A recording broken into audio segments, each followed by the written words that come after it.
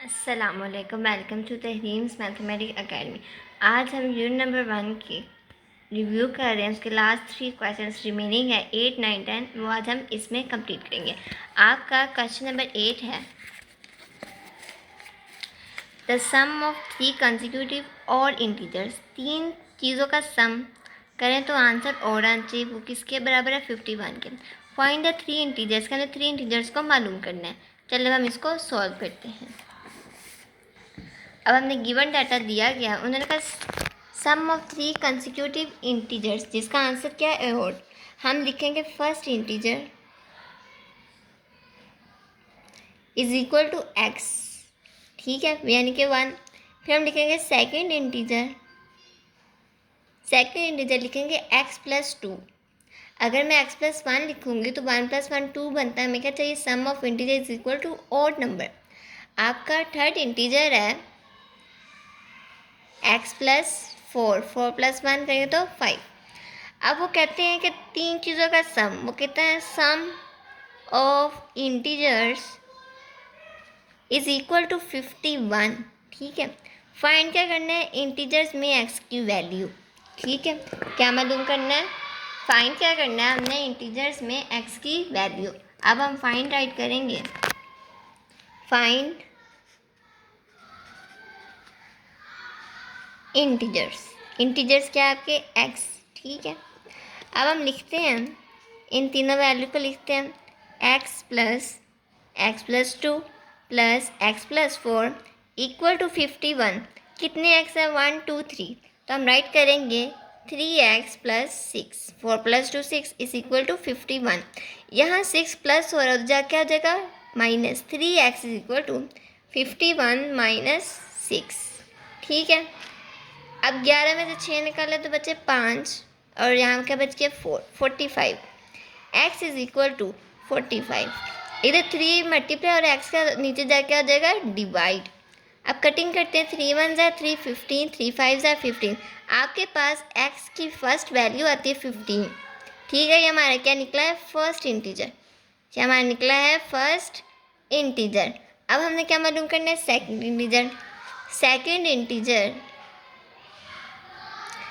Integer is equal to x plus 2। x की value क्या निकली? 15।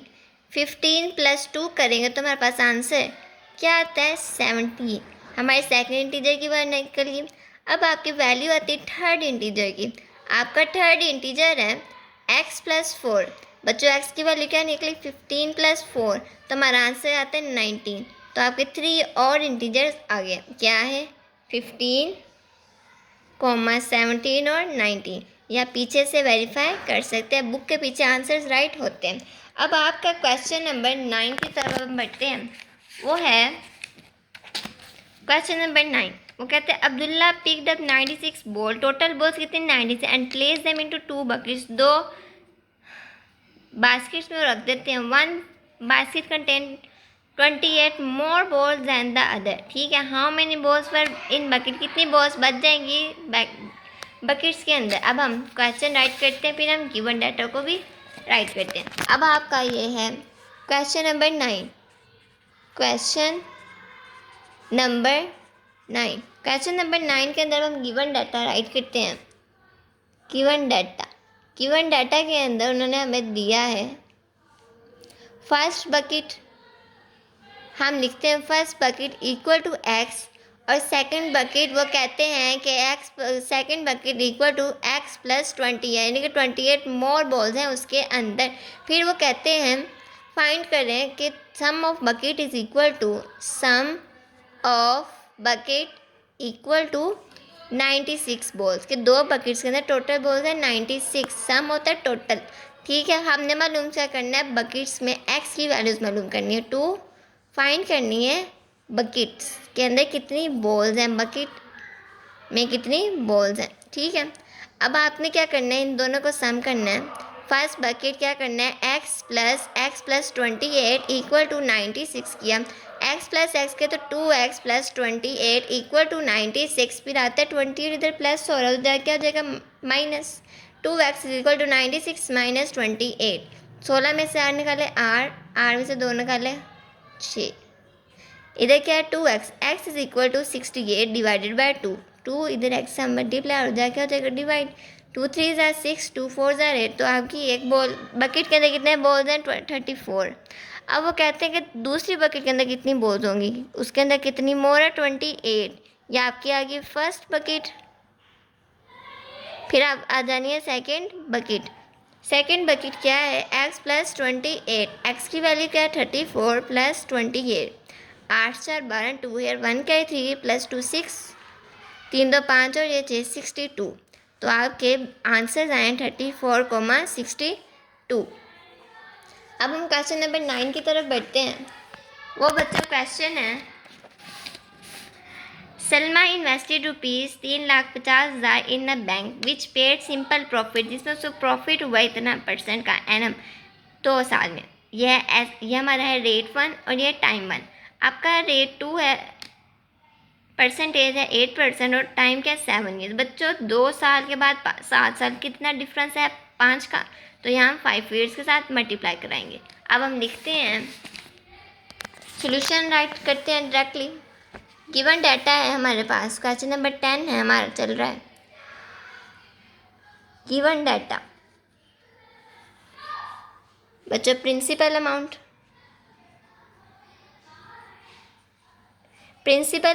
3,50,000, कितनी है 3,50,000। इसी तरह आपका रेट 1 है, रेट 1 इक्वल टू 7/4%। बच्चों 7 के साथ मल्टीप्लाई कर दें, फिर हमने प्लस करें, 7 4 28, 28 प्लस 1 29/4%। हमने जब 29 को 4 से डिवाइड कराया तो हमारा आंसर क्या आता है, अब हम भी चेक करते हैं। 29 डिवाइडेड बाई 4 करते तो हमारा आंसर आता है 7.25, 7.25। जब भी आप पर्सन को साथ देकर उसका मतलब होता है डिवाइडेड बाय 100। आपने 7.25 को डिवाइड किया 100 के साथ, तो हमारा आंसर आता है 0.0725। ठीक हो गया, ये हमारा रेट 1 चल रहा है। रेट 1 के बाद उन्होंने टाइम 1 भी दिया गया, टाइम क्या दिया उन्होंने 2 ईयर्स का। ठीक है, फिर उन्होंने हमें रेट 2 भी दिया है, रेट 2 है 8%। मैंने आपको भी बताया, जहाँ भी आप इसको देखा आपने मल्टीप्लाई बाय 1/100 कर देना है, तो हमारा आंसर आएगा 0.08 जब आप कैलकुलेटर से करेंगे। टाइम उन्होंने लिखा है 7 ईयर। बच्चों 2 से 7 तक पहुँचने में कितना टाइम लगता है, टाइम 2 है मेरे पास 5 ईयर्स। ठीक है, 7 से 5 है ना 7 ईयर्स, तो 7 को जब हमने 7 - 2 करें तो मेरे पास क्या आंसर आता है 5 ईयर्स। ठीक है, अब मैं थोड़ी सी एक लाइन राइट कर रही हूँ, उसके अंदर वैल्यूज़ को पुट कर रही हूँ, जिसके अंदर हमारी प्रिंसिपल अमाउंट है, प्रिंसिपल अमाउंट 3,50,000 को मल्टीप्लाई करना है R1 के साथ, मल्टीप्लाई करना है T1 के साथ, फिर हमने प्रिंसिपल अमाउंट को मल्टीप्लाई करना है R2 के साथ, मल्टीप्लाई करना है T2 के साथ। ये हमारा कंपाउंड जो हमारी टोटल इनकम मालूम हो जाएगी हमारी एनुअल में। ठीक है, पी वैल्यू क्या हमारे पास 3,50,000, फिर उसको मल्टीप्लाई करना है R1, हमने अभी निकाला है 0.0725, फिर उसको मल्टीप्लाई करना है टाइम के साथ, वो है 2 ईयर्स।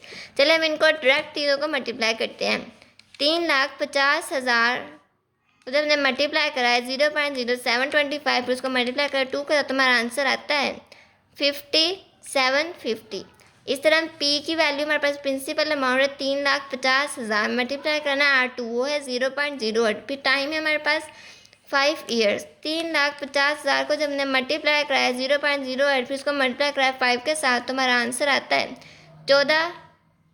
1,40,000। ठीक है, अब बच्चों आखिरी स्टेप जो बड़ा इम्पोर्टेंट है, आपके पास C1 आ गया और C2 आ गया। हमने क्या करना है, आपने करना है principal amount plus C1 plus C2, बड़ा इम्पोर्टेंट है।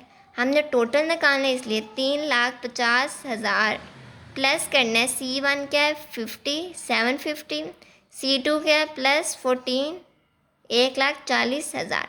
अब हम तीनों को प्लस करते हैं, 3,50,000 प्लस 750 प्लस करते हैं 14 1,40,000, हमारा आंसर आता है 540 और 740, 540 750, और यही हमारा पीछे से आंसर मैच है।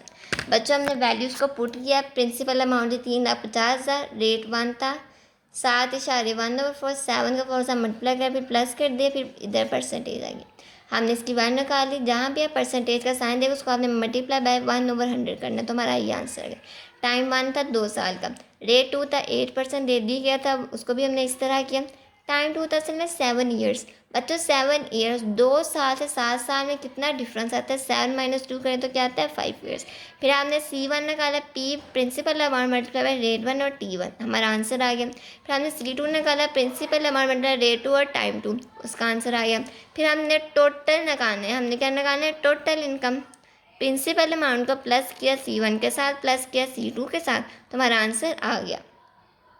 अगर आपको नोट्स भी चाहिए तो मैंने आपके शॉर्ट्स के अंदर पूरे डिटेल और नीट राइटिंग के अंदर नोट्स को पहले ही अपलोड कर दिया, आप वहाँ से देख सकते हैं।